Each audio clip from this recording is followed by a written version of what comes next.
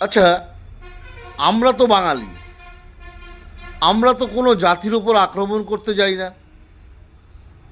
আজ অবধি শুনেছেন যে বাঙালিরা উড়িয়াদের মারধর করেছে, বাঙালিরা বিহারিদের মারধর করেছে, বাঙালিরা বাইরের কোনো রাজ্যের শ্রমিকদের মারধর করেছে, বা তাদের জল বন্ধ করে দিয়েছে, ঘর থেকে বার করে দিয়েছে? কই, এরকম তো শোনেননি। কিন্তু আমরা যত দিন যাচ্ছে আমরা অবাক হয়ে দেখছি বাঙালিদের ওপর অত্যাচার বেড়েই চলেছে। উড়িষ্যায় একটা গ্রাম পুরো জ্বালিয়ে দিল, বাঙালিদের গ্রাম, উড়িয়ারা। রণক্ষেত্র চেহারা নিল।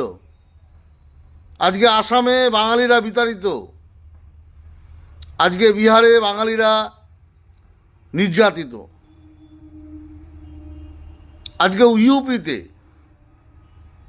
বাঙালিদের অবস্থা খুব খারাপ, দিল্লিতে বাঙালিদের অবস্থা খারাপ,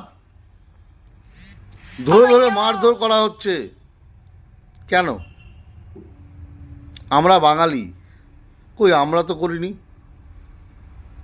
আমরা যদি করতাম কলকাতা ফাঁকা হয়ে যেত। আমরা বাঙালি, আমরা ওটা শিখিনি। আমাদের মধ্যে সহনশীলতা, ধৈর্য এগুলো আছে, দয়া মায়া এগুলো বাঙালিদের মধ্যেই আছে।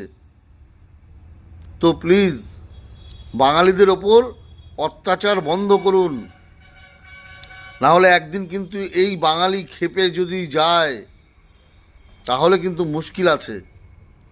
অতএব বাঙালিদের ওপর অত্যাচার বন্ধ হোক অবিলম্বে, এটাই চাই। জয় বাংলা।